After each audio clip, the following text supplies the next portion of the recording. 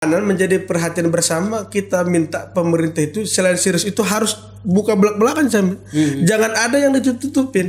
Satu pun nggak ditutupin.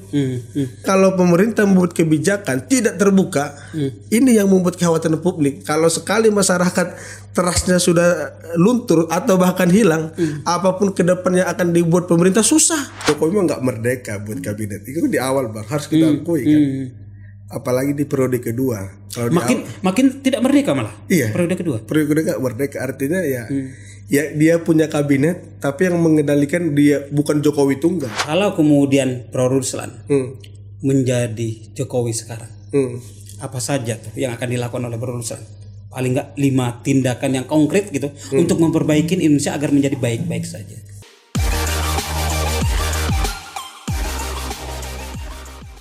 Oke, assalamualaikum warahmatullahi wabarakatuh. Selamat berjumpa kembali dengan saya Cak Hamid di YouTube saya ya, yang lumayan makin hari makin keren ini.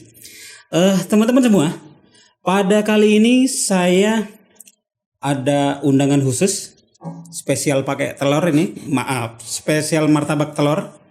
Telurnya 5. Karena saya hadirkan sekarang ini bukan orang sembarangan, orang yang sangat luar biasa. Pengaruhnya terutama di media. Ini salah satu teman saya, Pimret, yang baru meletakkan jabatannya kemarin persis. Ya. Jadi, sambut saja di depan saya, Bro Ruslan. Salam bang. Salam. Assalamualaikum. Assalamualaikum warahmatullahi wabarakatuh. Gimana kabarnya, Bro? Alhamdulillah sehat bang. Sekarang lebih manusia merdeka. Iya. Itu setelah berapa tahun itu kemudian ditanggalkan ini? Terutama paling nggak dari memulai karir sebagai wartawan ini. 10 tahun. 10 tahun. Dan saya husnul khotimah bang. Husnul khotimah, iya. Jadi husnul khotimah karena kalau wartawan itu karir tertingginya adalah Pimret, dan ini dari wartawan biasa sampai Pimret, kemudian paripurna di masa baru kemarin. Dan ini khusus saya hadirkan kepada teman-teman semua. Mau tahu Pimretnya ada apa? Itu Pimret RM Mall. RM Mall ini salah satu kantor berita politik gitu ya. Yang salah satu yang biasanya juga ditakutin oleh politisi. Kerjaannya ngepruk terus biasanya. Karena 99% isinya politik biasanya. Jadi oleh karena itu kenapa kemudian saya penting untuk saya hadirkan Bro Ruslan ini, karena kita pengen tahu tentang kondisi terkini kita sebagai bangsa dari kacamata media gitu Bro Ruslan. Makanya saya hadirkan ya, kalau sekarang kan sudah paripurna. Lebih enak deh. Kalau kayak kemarin-kemarin ada kode etik segala macam, masih nggak enak kan gitu kan. Jadi sengaja saya nunggu selesai dulu jabatan. Selesai jabatan kemudian saya ajak ke sini. Jadi Bro Ruslan mulai 10 tahun itu dari wartawan biasa waktu itu ya? Masih mahasiswa atau sudah selesai itu waktu itu? Saya sebelumnya Camit makasih teman-teman semuanya, ini senior saya. Kalau tidak durhaka sama orang tua juga bang, ada juga durhaka sama senior. Jadi Camit ini walaupun orang Jawa Timur, Pulau Madura, saya orang Sumatera, tepatnya di Labuhan Batu, kita klik gitu. Kalau dasarnya kan nggak ada klik gitu, tapi karena kita satu hati, satu visi saya lihat satu narasi, satu pandangan ketemu gitu. Jadi terima kasih Bang Hamid, Cak Hamid yang telah mengundang saya di forum yang sederhana tapi saya kira mulia ini. Amin. Jadi saya dulu itu culun banget bang, orang kampung. Sampai saya masih ingat saya nyampe Jakarta 25 November 2011. Artinya udah lebih 10 tahun. 10 tahun. Ya dari nol, artinya dari reporter sampai di Redpel, sampai di editor, sampai di Asret, sampai di redaktur, sampai di Korlip, sampai di Redpel, dan alhamdulillah sampai puncaknya kalau sebagai wartawan sampai di pemimpin redaksi Pemret. Dan Pemret itu sebetulnya belum saya nikmati bang. Kenapa tidak saya nikmati? Karena di masa-masa pandemi. betul. Belum saya nikmati. Jadi pas masa pandemi ya. Masa pandemi saya Pemret itu di akhir 2019. Di awal 2020 kan kita sudah pandemi. Betul. Januari Februari waktu itu. Iya, makanya saya belum menikmati. Tapi apapun harus kita syukuri. Betul. Karena kita sudah berjuang di jurnalis, Bang, wartawan itu bukan apa ya? Itu perjuangan, bukan pekerjaan. Betul. Iya, betul. Bukan pekerjaan tapi orang yang sudah memilih jalan hidupnya di wartawan berarti dia berjuang. Betul. Karena ini kan bagian dari demokrasi, Bang. Demokrasi. Betul. Salah satu pilar demokrasi. Pilar demokrasi kan ya artinya kita harus berjuang. Betul. Ya. Apa yang kita perjuangkan apa? Ya keinginan masyarakat luas. Menyuarakan suara masyarakat. Yes. Dan yang saya bilang 10 tahun itu udah saya lalui, Bang. Di semua jenjang ya. Dan kenapa tadi di awal ada bahasa saya husnul khotimah, Cak Hamid? Betul. Karena memang dari awal saya cinta dengan media ini. Saya cinta Saya cinta dengan dunia wartawan. Saya cinta di kantor saya, Remol, di Republik Merdeka Online. Saya cinta. Husnul khotimahnya saya memang dari awal berharap ya kalau saya wartawan sekali ya di sini. Kalaupun ya Cak Hamid tahu lah teman-teman wartawan godaannya juga dari media A ke media C ke media C, saling culiknya banyak gitu. Tapi memang dari awal sudah saya tekadkan sekali di Remol tetap di Remol. Iya, luar biasa. Makanya dan itu salah satu pesannya karena juga politik juga, suka politik juga. Dan itu saya bilang husnul khotimah alhamdulillah. Kalaupun nanti mungkin yang selanjutnya walaupun ada kegiatan lain, saya dunia tulis menulis ini udah bagian dari hidup saya, Camit. Jadi nggak mungkin saya tinggalkan. Saya cinta dengan dunia ini gitu. Itu, Camit. Oh, keren. Luar biasa. Jadi ketika memilih ini ya yang mendasarinya untuk selesai di Pemret ini. Pertama gini, Cak Hamid. Saya cinta dunia saya, jurnalis ini. Saya cinta dengan organisasi media saya. Saya cinta kepada senior-senior saya yang di sana. Ada Bang Teguh Santosa, ada Bang Yusuf Jaji. Saya cinta semua. Artinya memang tidak pernah terbesit dalam hati saya mau meninggalkan. Jangankan meminta, berharap saja meninggalkan ini nggak pernah. Tapi ini pertarungan batin juga, Camit. Ketika ada teman juga yang sangat-sangat berharap saya ada bersama beliau, membantu beliau, dan itu tanah kelahiran saya. Di sana saya dilahirkan, di sana nenek moyang saya. Pilihan ini pilihan sulit, Camit. Sangat-sangat sulit. Artinya ini ada rencana untuk balik kampung, balik ke membangun di sana. Tapi dengan catatan tadi, Camit, harus digarisbawahi, balik kampung dunia jurnalis ini saya tidak akan tinggal. Oh betul, pasti susah juga meninggalkan itu yang udah menjadi darah daging kan. Tapi sebelum lulus itu menurut saya itu menjadi bahasan nanti tersendiri. Bahan tersendiri karena itu juga menarik. Dikilik-kilik. Kenapa kemudian menarik? Karena tidak banyak orang memilih jalur itu yang sudah mapan di ibu kota. Pak Ruslan itu dengan channel dari mulai wartawan biasa merangkak kemudian sampai pada level tertinggi itu channelnya sudah luar biasa.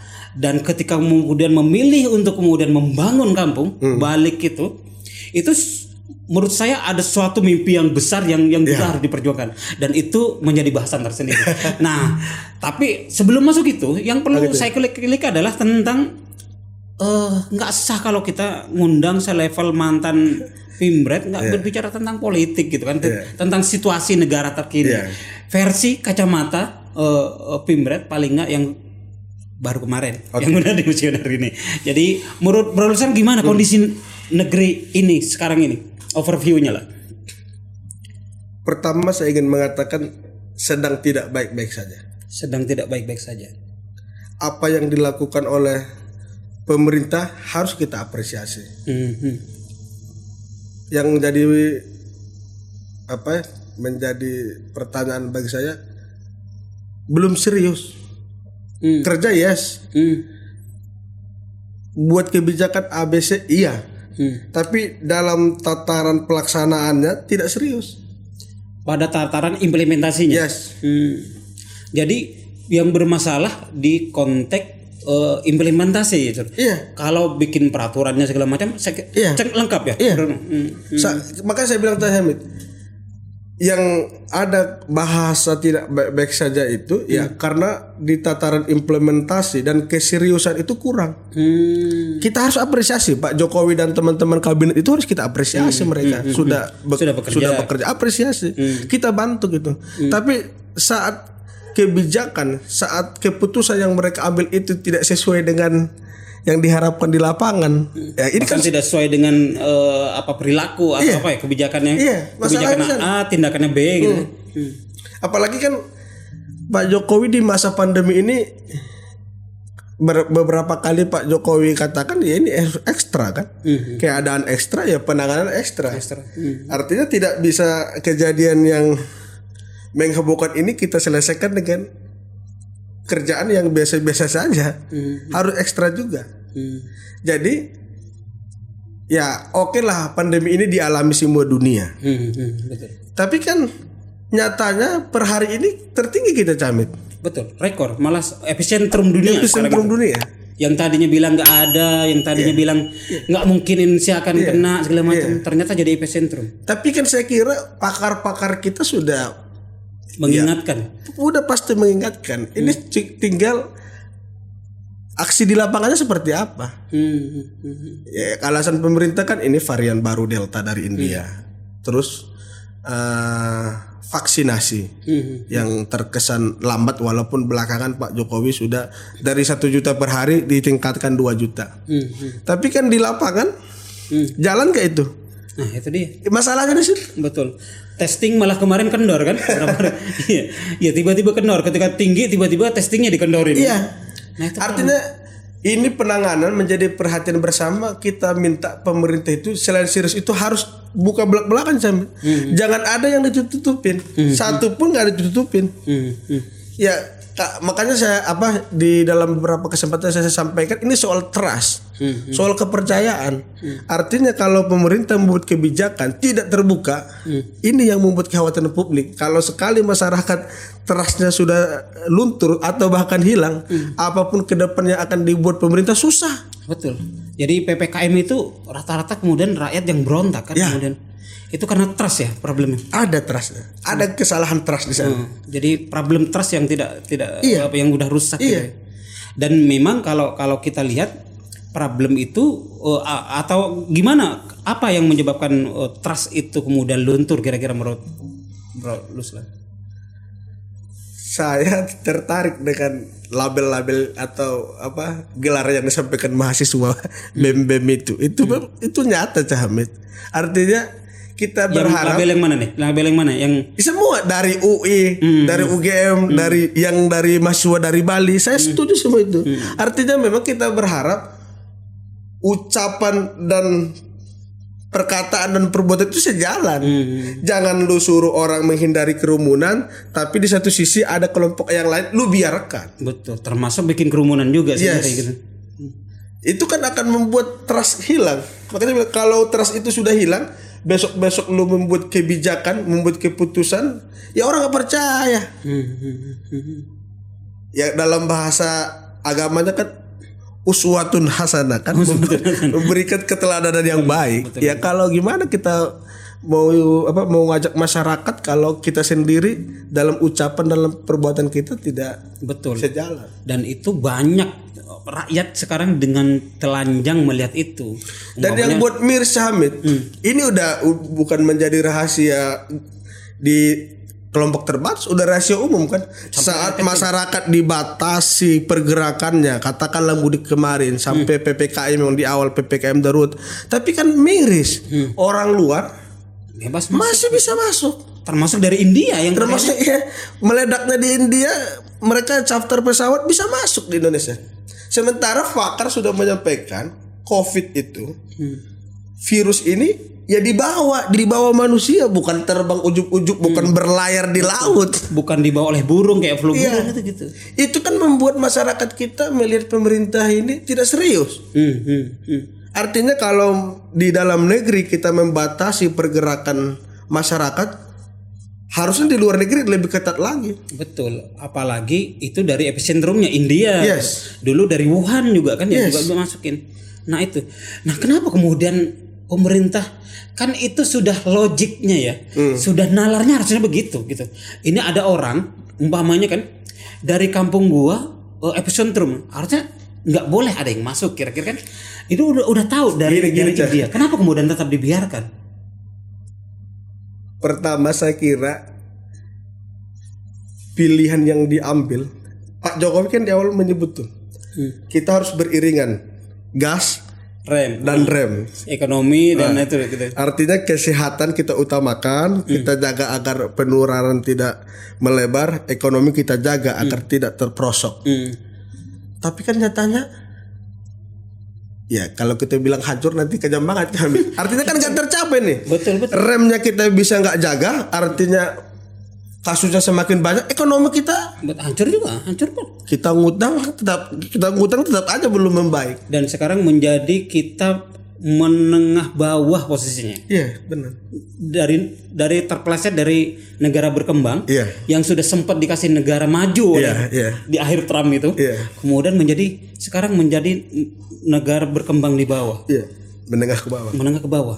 Dan itu sangat tragis sekali. Itu yang saya bilang.